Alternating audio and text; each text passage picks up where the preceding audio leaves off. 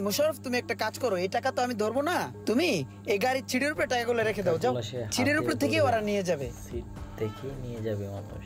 Sir আমার কাজটা কবে নাগাদ হতে পারে স্যার?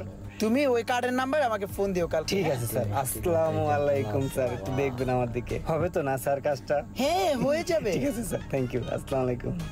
মোশাররফ, ছেলেটা ভালো, বুঝছো?